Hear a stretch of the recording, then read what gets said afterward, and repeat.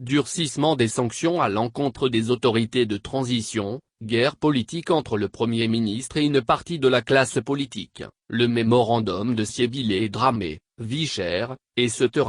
Mohamed Agassori, analyste politique et directeur fondateur de Tidas Strategy Consulting, livre son analyse. Mali Tribune, les chefs d'État de la CEDEAO se sont réunis pour un sommet extraordinaire le week-end dernier pour statuer sur la transition au Mali et en Guinée. Une série de sanctions ont été prises contre les dirigeants de Bamako et Conakry. Comment justifiez-vous ces sanctions? Mohamed Agassori, en effet durant le sommet extraordinaire des chefs d'État de la CEDEAO, il y a eu l'analyse de deux situations politiques en Guinée et au Mali. Même si on parle dans les deux contextes d'une prise de pouvoir par les militaires, il faut savoir que ces deux contextes sont totalement différents. Le Mali n'est pas la Guinée n'est le Mali. Derrière ces coups d'État, il y a plusieurs paramètres à prendre en compte. Mais il ressort que les deux juntes ont été sanctionnées. Ces sanctions individuelles sont venues compléter d'autres sanctions qui ont été prises précédemment, notamment l'exclusion des deux pays des instances décisionnelles de la CEDEAO. C'est dans cette suite logique-là, en absence d'avancée dans le contexte malien que la CEDEAO demande depuis quelque temps aux autorités maliennes de donner un chronogramme détaillé pour les opérations électorales et référendaires, mais malheureusement, c'est ce qui n'a pas été fait et les chefs d'État de la CEDEAO n'ont pas apprécié cette absence de chronogramme et l'expulsion du représentant de la CEDEAO par les autorités maliennes n'a pas été du goût des chefs d'État, en plus de la lenteur et l'absence des progrès réalisés. C'est ce qui peut justifier, à mon avis, ces sanctions-là. Mali Tribune, après la CEDEAO, la France et l'Union européenne ont emboîté le pas pour prendre des sanctions contre le Mali. Pensez-vous que ces sanctions vont pousser la junte à respecter le délai de la transition? S'agissant de la France, de l'Union européenne, des Nations unies et des autres États, pratiquement toutes les organisations internationales ont toujours déclaré qu'elles suivaient et soutenaient les positions de la CEDEAO sur la question malienne. Donc logiquement, je dis bien que ces organisations vont sûrement emboîter le pas et même certains États. Maintenant, nous sommes en politique et en diplomatie même si les Nations unies suivent l'Union européenne, il y a quand même quelques États qui peuvent, selon leurs relations avec les autorités de transition, déroger à cela, mais on peut dire sans se tromper que si les tendances se poursuivent comme on le dit ici, elles emboîteront les pas. Les sanctions internationales ne tombent pas d'un coup. C'est toujours graduel et progressif. Nous avons remarqué que les mois qui ont suivi le coup de force, il y a eu l'exclusion du Mali de la CEDEAO, de l'Union africaine et autres. Et là, nous avons les responsables de la transition qui sont sanctionnés. Je crois que nos partenaires internationaux sont en train de mettre la pression. Est-ce qu'à la longue les autorités de transition peuvent résister à cela? Je ne le crois pas. Mais laissons le temps faire son œuvre. Mali Tribune, est-ce que ces sanctions auront un impact sur la population malienne? Ces sanctions en l'état ne vont pas impacter les populations directement, mais vont quand même irriter sinon limiter le déplacement des autorités de transition. Le pire est à craindre, on n'est pas sorti de l'ornière encore parce que quand vous regardez le communiqué, la CEDEAO dit qu'elle engage le président de la commission à étudier d'autres types de sanctions pour le sommet à venir. Donc s'il n'y a pas une réponse claire de la part des autorités maliennes d'ici là, ces sanctions risquent pas de se durcir, mais de toucher également d'autres secteurs. Mali Tribune, à Accra, seulement 5 chefs d'État ont pris part à la réunion. Le Bénin et le Nigeria étaient représentés par leur vice-président. Le Burkina a envoyé son premier ministre, la Gambie, le Libéria et le Togo ont envoyé des ministres, le Cap-Vert était représenté par son ambassadeur au Nigeria, et la Sierra Leone par son haut-commissaire au Ghana.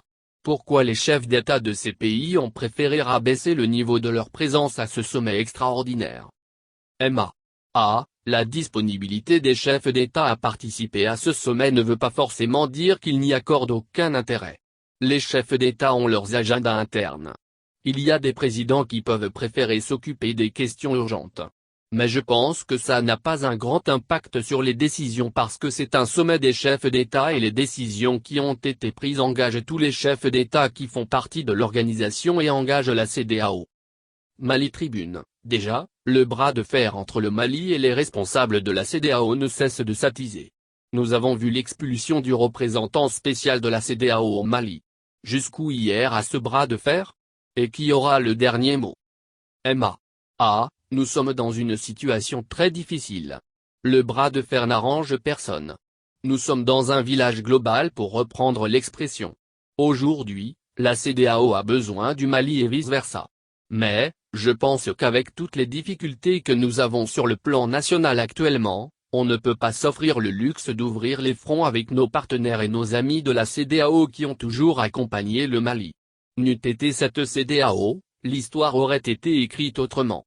Depuis la crise de 2012, la CEDEAO s'est toujours tenue auprès du Mali, tout comme le Mali a toujours répondu à la CEDEAO. Je crois que des frictions diplomatiques arrivent. Maintenant qui aura le dernier mot? Je ne saurais parier, mais il est très difficile de désigner un gagnant lorsqu'il s'agit d'une famille parce que le Mali et la CEDEAO appartiennent tous à cette grande famille de l'Afrique de l'Ouest. Quelles que soient les issues, je pense qu'il n'y aura pas de gagnant. Maintenant qui est-ce qui est handicapé par tout cela? Je dirais sans hésiter que c'est notre pays. Nous faisons face à des défis immenses où nos partenaires ont un rôle clé à jouer et ce sont nos partenaires immédiats. Quand vous regardez la carte, nos premiers partenaires naturels sont dans cette zone-là et les deux autres pays avec lesquels nous faisons frontière et qui ne sont pas de l'espace CEDEAO et malheureusement les échanges sont timides. Je parle notamment de l'Algérie et de la Mauritanie. Nous avons tout à gagner à clore ces différents incidents. Mali Tribune, le cadre d'échange des partis et groupements politiques pour une transition réussie au Mali accuse Kshogel d'être le seul responsable des conséquences du non-respect des engagements pris devant la communauté internationale. Comment expliquez-vous cela? Emma. Ah, vous savez, la question politique entre le Premier ministre et la classe politique c'est une guerre politique, une guerre d'influence. Ce qui justifie un peu le combat du cadre d'échange des partis et groupements politiques. C'est vraiment pour essayer de mettre en place un climat de consensus pour conduire aux élections. Dans notre culture démocratique et notre architecture institutionnelle, le Premier ministre est le répondant de l'action gouvernementale. Donc au-delà de la politique, c'est tout à fait logique parce que c'est le Premier ministre qui est responsable de la mise en œuvre de la politique gouvernementale, soit devant l'Assemblée ou devant les citoyens. Dans ce sens, c'est tout à fait compréhensible. Mali Tribune, le Parena a publié un mémorandum très critique envers la gestion des autorités de transition, intitulé Crise institutionnelle et sécuritaire, comment sortir de l'impasse, comment préserver l'État. Quelle analyse faites-vous de ce mémorandum? Emma. Ah, le mémorandum est une analyse de la situation, c'est toujours une bonne analyse de la situation sans complaisance. Ce mémorandum est autant valable aujourd'hui qu'il l'est avant-hier, l'année dernière et l'année précédente. Depuis 2012, c'est sensiblement la même chose. La situation va de mal en pis. Ce n'est pas quelque chose d'extraordinaire ou de nouveau que les acteurs politiques le portent ainsi. C'est toujours bien aussi de rappeler les priorités et les bas qui blessent. C'est cette analyse que j'en fais dans le fond, maintenant la forme, c'est autre chose. Mali Tribune, les prix des produits de première nécessité connaissent une envolée spectaculaire sur le marché malien. Qu'est-ce qui explique cette hausse? Emma. Ah, concernant les prix, je crois que c'est une tendance mondiale et sous-régionale couplée avec la pandémie de la Covid-19, du conflit et de l'insécurité sur les axes de l'approvisionnement. C'est un contexte économique qui peut expliquer tout cela. Il y a aussi la mollesse des autorités qui ne veulent pas ouvrir avec beaucoup de front les syndicats et autres. Il y a des difficultés économiques, c'est normal dans un pays en crise. Une crise sécuritaire impacte forcément sur les autres aspects de la société comme l'accès aux services sociaux de base, aux échanges commerciaux, aux circuits de production interne. Vous voyez, au centre du pays qui est un important site agricole, les populations, de plus en plus, ont du mal à produire. J'inscris tout cela au Covid-19, crise sécuritaire et politique.